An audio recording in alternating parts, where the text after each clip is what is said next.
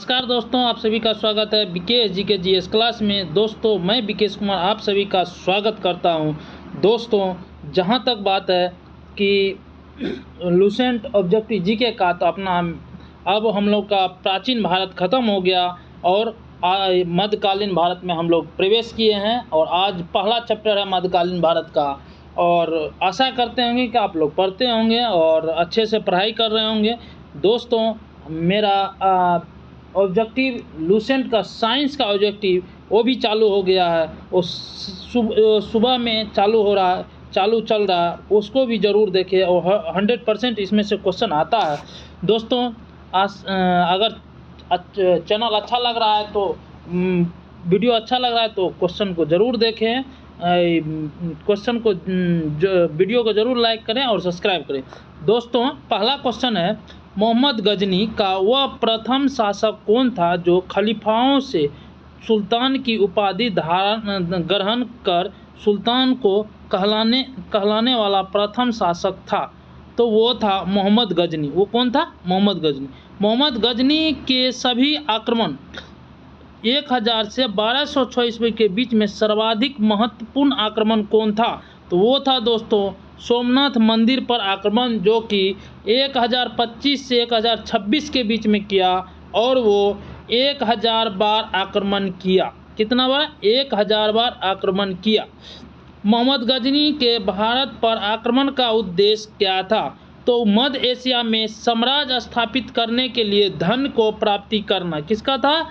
मध्य Asia में साम्राज्य को स्थापित करने के लिए धन को एकत्रित करना। सबसे पहला बात, जितना भी आदमी अंग्रेज छोड़ के जितना भी आदमी इंडिया में आया और वो आक्रमण किया, वो धन की लूटपाट करने के लिए ही आया करता था।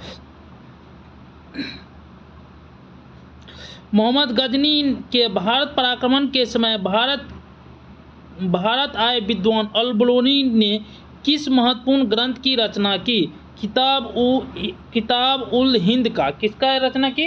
किताब उल हिंद का। दिल्ली सल्तनत की दरबारी भाषा क्या था? तो वो दोस्तों फारसी था। आगरा नगर की स्थापना किसके द्वारा की गई? सिकंदर लोदी के द्वारा की गई थी। आगरा नगर की स्थापना सिकंदर लोदी के द्वारा की गई थी।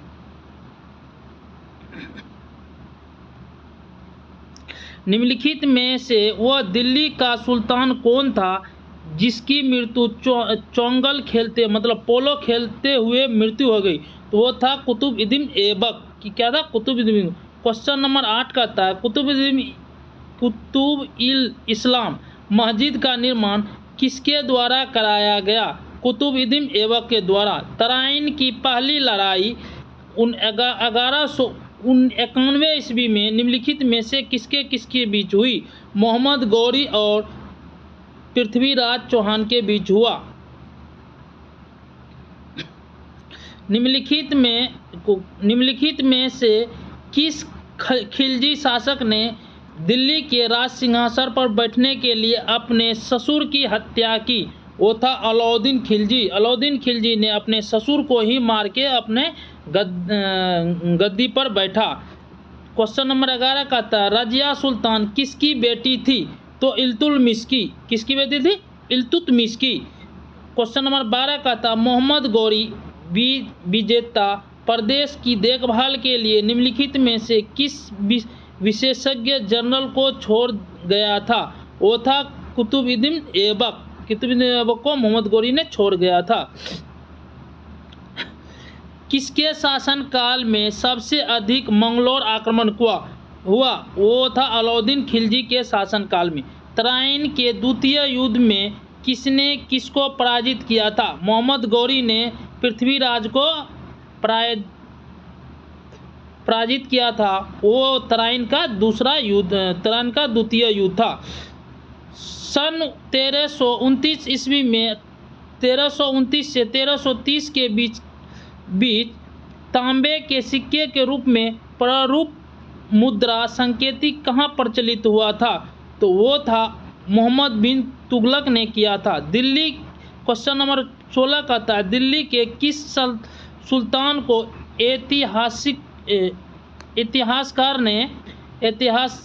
इतिहासकार ने विरोध का मिश्रण बताया, वो था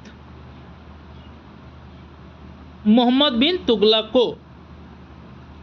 लोदी वंश के अंतिम शासक कौन थे? इब्राहिम लोदी। इनाम भू किससे दिया जाता है? विद्वान और धार्मिक व्यक्ति को। किसको दिया जाता है इनाम? विद्वान और धार्मिक व्यक्ति को। उत्तरी भारत की प्रथम मुस्लिम महिला और दिल्ली पर राज करने वाली भारत की प्रथम महिला कौन थी? वो थी रजिया सुल्तान। रजिया सुल्तान एकमात्र ऐसी महिला थी जिन्होंने दिल्ली सल्तनत पर राज किया। उसके बाद ना पहले कोई था, उसके बाद ना दूसरा कोई आया। दिल्ली के क्वेश्चन नंबर 20 का था, दिल्ली के प्रथम सुल्तान कौन थे जिन्होंने दक्षिण भारत को पराजित करने का प्रयास किया? वो था अलाउद्दीन खिलजी। कौन था? अलाउद्दीन खिलजी। यात्री इब्न बतूता कहाँ से आए थे? तो दोस्तों यात्री इब्न बतूता मोरक्को से आए थे। कहाँ से आए थे? मोरक्को से आए थे।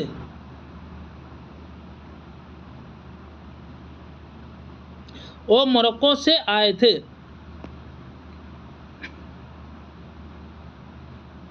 भारत पर प्रथम तुर्क आक्रमण करने वाला था, वो था मोहम्मद गजनी। कौन था? मोहम्मद गजनी। निम्नलिखित में से कौन अपने को बुल्दिस्किन मृत्यु भंज कहा जाता था? वो मोहम्मद गजनी को। मोहम्मद गजनी ने कौन सी उपाधि धारण की थी? वो यानी उल दौलत यामीन उल इस्लाम। मोहम्मद गजनी ने भारत में प्रथम आक्रमण किस राज्य के विरुद्ध किया था? वो हिंदू सागरीय ब्राह्मणी के द्वारा किया था। हिंदू राज्य की राजधानी कहाँ? हिंदू शाही का राजधानी कहाँ था? उदयभूत वेदिंत था। उदयभूत वेदिंत था। दोस्तों क्वेश्चन नंबर 27 का था, मोहम्मद गजनी का भारत में अंतिम आक्रमण किसके विरुद्ध हुआ था? तो वो जाट के विरुद्ध हुआ था। हिंदू शाही राज्य का वो कौन सा शासक तुर्क से बार बार पराजित होने के कारण ग्वालियर आत्मदाह कर लिया? वो जयपाल था। वो कौन था? वो जयपाल था।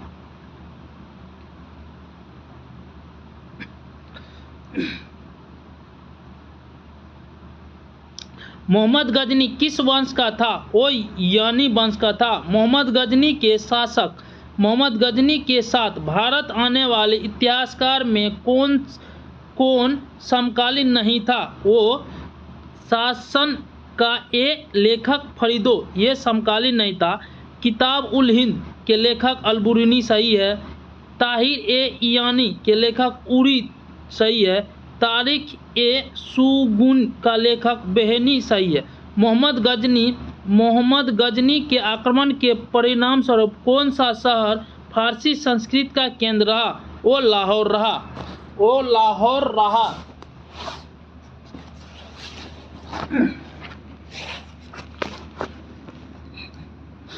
निम्नलिखित में से किसे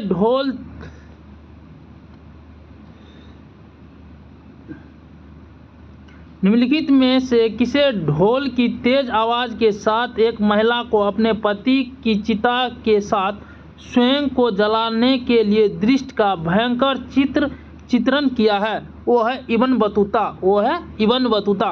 भारत में मुस्लिम राज का संस्थापक कौन था? मोहम्मद गोरी। किसने इत्तदारी प्रथा चलाई? वो इल्तुतमिश। खालसा के नाम से जाने जाने वाला भारत का पहला शासक कुतुबुद्दीन ऐबक।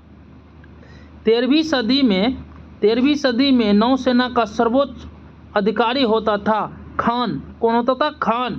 क्वेश्चन नंबर 37 का था, भारत में गुलाम वंश का संस्थापक कौन था? कुतुबुद्दीन ऐबक। क्वेश्चन नंबर 38 का था, कुतुबुद्दीन ऐबक के कार्य को किसने पूरा किया था? इल्तुतमिश। निम्नलिखित में से दिल्ली का पहला सुल्तान कौन था? गयासउद्दीन तुगलक। पंजाब के हिंदू शाही राजवंश को किसने स्थापित किया था? कल्लर ने। वह रोम सम्राट अगस्टस की भांति संवादन था कि वह दूसरे की तरह शक्तिशाली लगे और वह दूसरे की तरह अधिक ना लगे। यह संदर्भ किसका है? वह बहलोल लोदी का। क्वेश्चन नंबर 42 का था अल-बरूनी किसके शासन काल में अल-बरूनी किसके शासन काल में इतिहासकार था? वह मोहम्मद गजनी के। सम्मिलित करें।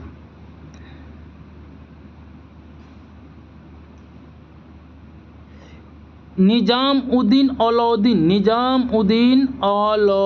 औलौलिया वो है सूफी। मलिक सुफूर हजरतुद्दीन भी कहलाते थे।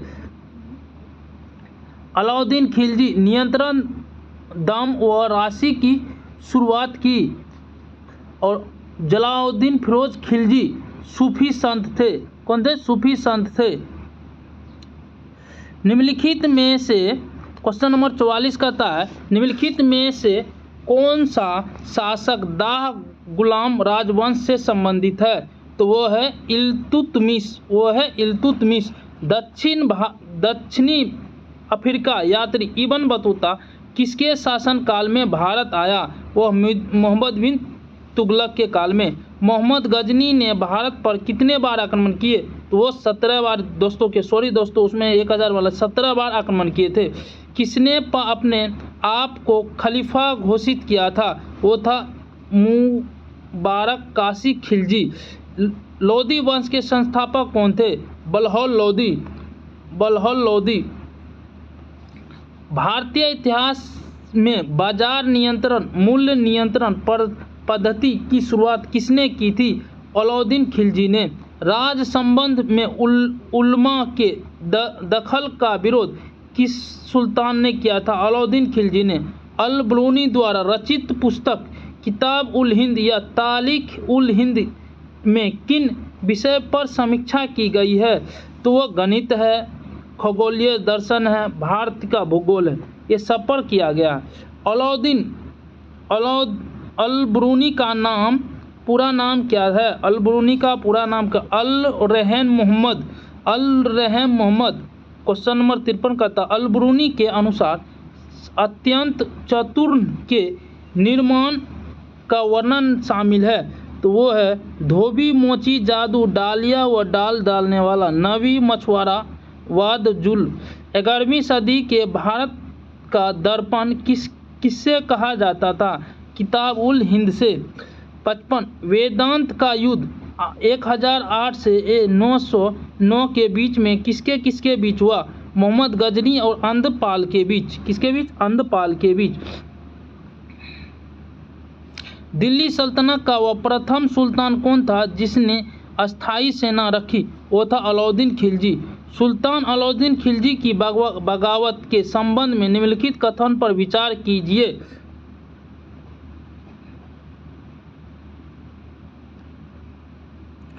वह अलाउद्दीन खिलजी का पहला सुल्तान था जिसने सेना को नगद वेतन दिया। अलाउद्दीन खिलजी के शासन में किसानों द्वारा दिए गए भूराज्य का फसल आधा बढ़ा दिया गया।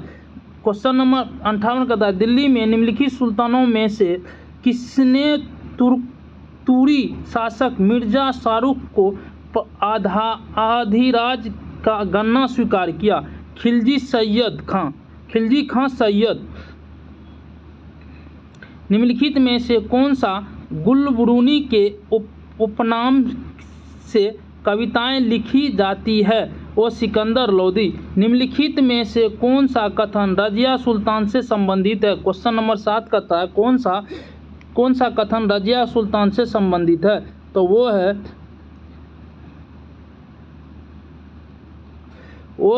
रजिया ने सर्वप्रथम तुर्क संवत वर्ग की शासिका दीर्घ प्रदान करने की कोशिश की और गैर तुर्क शासक वर्ण को शक्तिहीन बना दिया।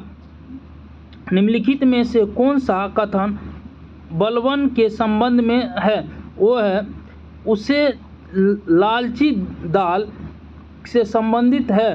कानूनी इनमें से कोई नहीं है, वो एक भी संबंध नहीं है। दिल्ली पर शासन करने वाला निम्नलिखित वंश का सही क्रमांक क्या है?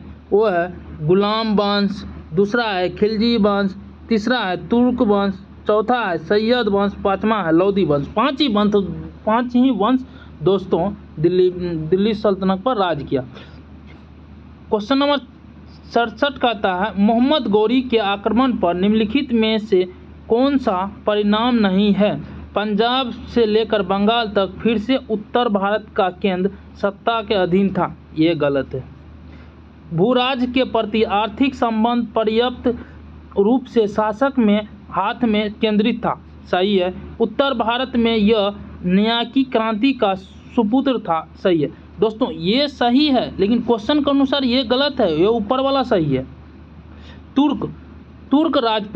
तुर्क द्वारा राजपूतों को पराजित करने के लिए निम्नलिखित में से कौन से कारण थे? तो वो थे उनके समाज में पृथकवादी का अनुदान, असमानताएं पर आधारित की गई व्यक्ति विज्ञान एवं प्रौद्योगिकी की अनिवार्यता और भारतीय शांति और हिंसा की नीति। गुलाम वंश के आरंभिक शासक का निम्नलिखित में से कौन सा सही अनुक्रम है? वो है कुतुबुद्दीन ऐबक, आराम शाह, दूसरा है इल्तुतमिश, तीसरा है राजिया सुल्तान। दलाई दरवाजा निम्नलिखित में से किसका मुख्य द्वार था? वो कुतुब मीनार का। किसका था? कुतुब मीनार का। निम्नलिखित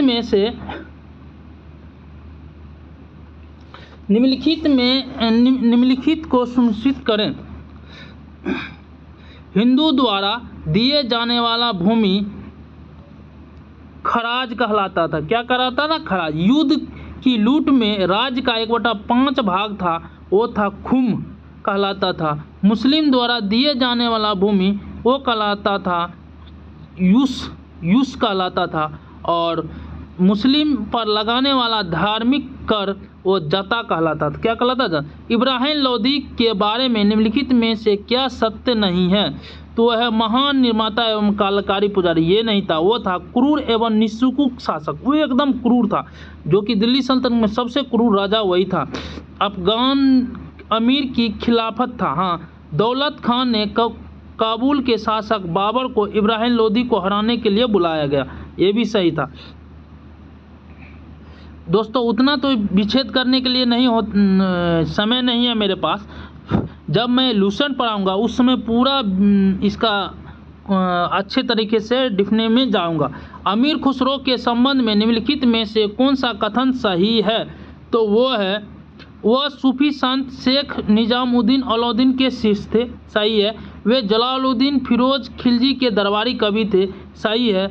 निम्नलिखित भारतीय वाद्य यंत्र वीणा एवं ईरानी वाद्य यंत्र तांबू के मिश्रों से सितार का आविष्कारक थे। सही है। उन्होंने खालिय गाय का आविष्कार किया। सही है।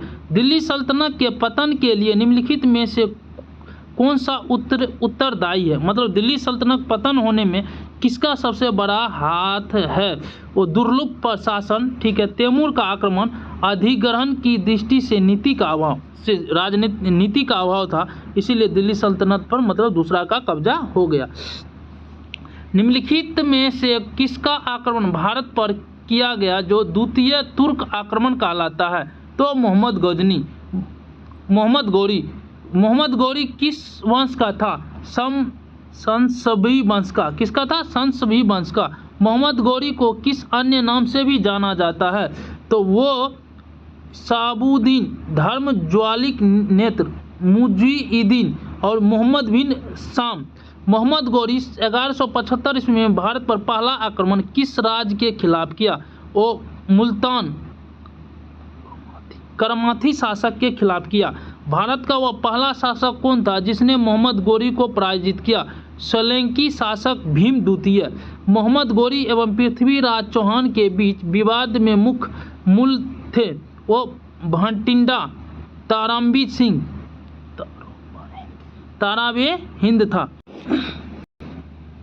मोहम्मद गौरी का सर्वाधिक महत्वपूर्ण भारतीय आक्रमण था तराइन का द्वितीय युद्ध।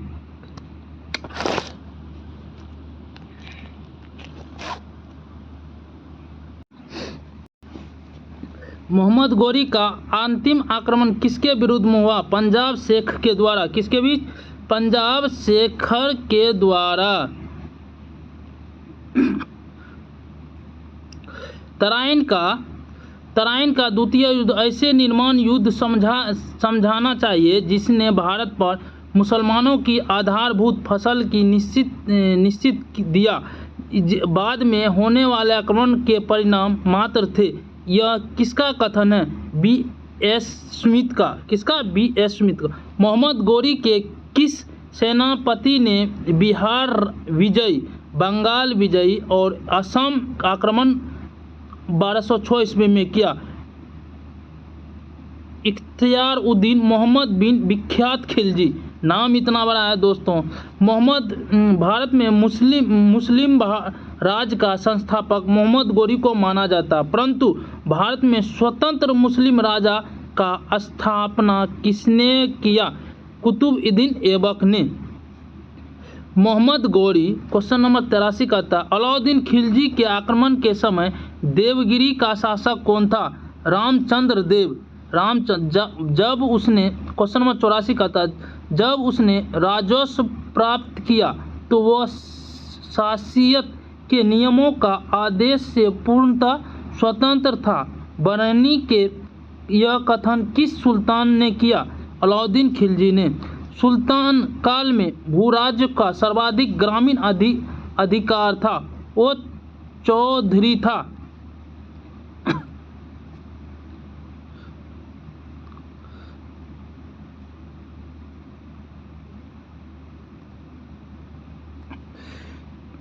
क्वेश्चन नंबर 86 का आता है, तैमूर के आक्रमण के बाद भारत में किस वंश का राज स्थापित हुआ? सैयद का। निम्नलिखित में से किस सुल्तान के दरबार में सबसे अधिक गुलाम था? फिरोज तुगलक के। निम्नलिखित में से किस सुल्तान ने बेरोजगारों को रोजगार दिया? फिरोज तुगलक ने। निम्नलिखित में से किस सुल्तान ने फलों की गुणवत्ता सुधारने के लिए उपाय दिए? फिरोज तुगलक ने। नालंदा विश्वविद्यालय के विनाशक कारण था, वो मुसलमान था। क्यों मुसलमान था? क्योंकि वहाँ पे नालंदा विश्वविद्यालय में बौद्ध धर्म का पढ़ाई होने लगा, इसीलिए वो काल बन गया। तो बराइन ए नासिरी का लेखक कौन था? मीनाउजुन मिराज था। अलाई दरवाजा का निर्माण किस सुल्तान ने कराया? अलाउद्दीन खिलजी ने। कुतुब ऐबक की राजधानी थी, वो था लाहौर। अलाउद्दीन खिलजी के प्रसिद्ध सेनापति में किसकी मंगोल की विरुद्ध लड़ाई? जाफर खां के द्वारा।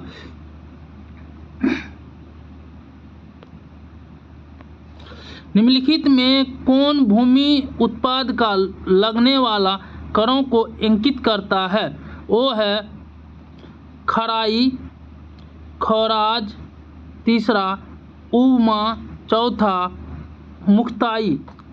तुलगोलकनामा के रचनाकार नाम है अमीर खुसरो। भारत में मोहम्मद गौरी ने किसको प्रथम अक्ट प्रदान किया था? कुतुब-उद-दीन ऐबक को। किस सुल्तान के काल में खालिसा भूमि अधिक पैमाने पर विकसित हुआ? अलाउद्दीन खिलजी के। सुल्तान काल के सिक्के टाका, सांगी एवं शीतल किन धातुओं के बने हुए थे? चांदी, तांबा। अमीर कोहरी कृषि विभाग नामक एक नया विभाग किस सुल्तान द्वारा शुरू किया गया था? वो दोस्तों शुरू किया गया था मोहम्मद बिन तुगलक के द्वारा। किसके द्वारा? मोहम्मद बिन तुगलक के द्वारा।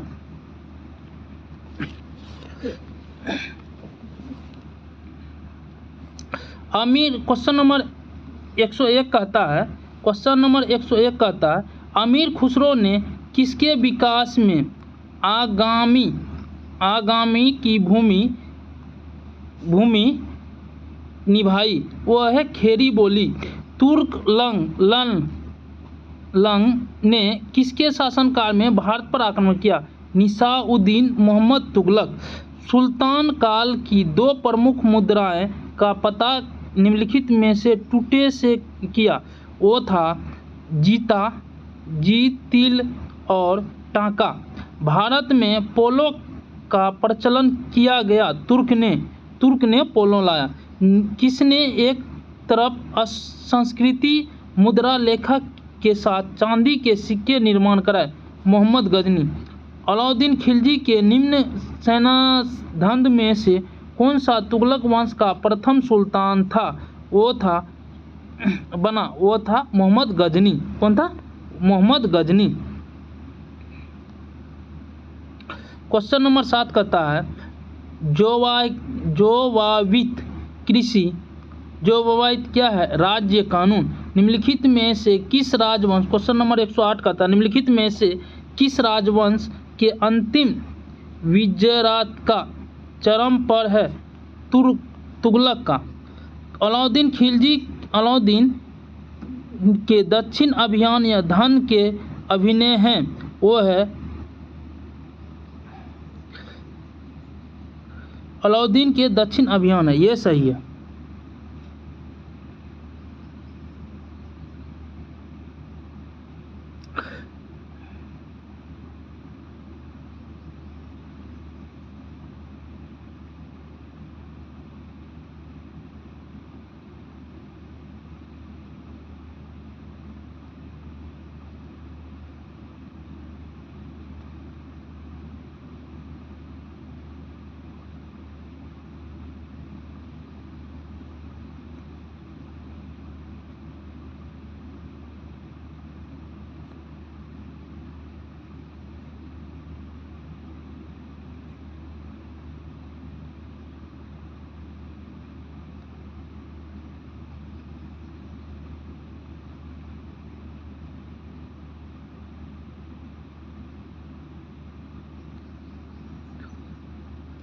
सूची 1 और 2 को सम्मिलित। लेखक और पुस्तक जिलाउद्दीन बरौनी।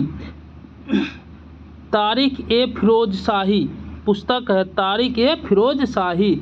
हसन निजाम का हो गया दोस्तों ताजुल मासिर। और क्वेश्चन नंबर मीनाजाउल मिराज, इसका हो गया तबलात ए नसीर। और यहीं बिन अहमद हो गया तारिख ए खुर्शीद। तोलों की सबसे छोटी इकाई क्या होता था? तरी होता था। तो प्रसिद्ध कवि अमीर खुसरो दरबार में रहते थे मोहम्मद बिन तुगलक के। किसके दौरान? मोहम्मद बिन तुगलक के। किसने सल्तनत काल में प्राचीनतक डाक व्यवस्था का प्रकाशित किया था? इल्तुतमिश ने। तैमूर ने किस वंश में भारत पर आक्रमण किया था? 1492। दिल्ली के किस मुगल शासक के निधन पर इतिहासकार बयोदुन ने कहा राज्य को अपनी प्रजा से तथा प्रजा को अपनी राजा से मुक्ति मिली? मोहम्मद बिन तुगलक। दिल्ली के सुल्तान बलबन का पूरा नाम क्या था? गियासउद्दीन तुगलक। वो कौन सा सुल्तान, क्वेश्चन नंबर 17 का था, वो कौन सा सुल्तान नए धर्म चलाना चाहता था किंतु उलेस्मान ने विरोध किया? अलाउद्दीन खिलजी ने। दिल्ली में कौन सा ऐतिहासिक स्मारक भारतीय तथा फारसी वास्तुकला शैली का उदाहरण है? मयूर का मकबरा। दिल्ली का सुल्तान जो दक्षिण के बारे में काफ़ी ध्यान रखता था और इसके एक विभाग दीन-ए-इख्तियार दान विभाग की स्थापना की, वो था फिरोज तुगलक। निम्नलिखित में से किस संगीत वादक ने हिंदू मुस्लिम गाना वाद्य का सर्वश्रेष्ठ मिश्रण किया? वो सितार। नई फारसी व्याख्या शैली एवं हिंद अथवा हिंदुस्तानी शैली का जन्मदाता है, तो वह है अमीर खुसरो। अनुकूल परिस्थिति मौजूद होने के बावजूद गुलाम वंश के शासक कौन थे? मंगोल आक्रमण का भय था। दोस्तों आज के लिए इतना ही और आगे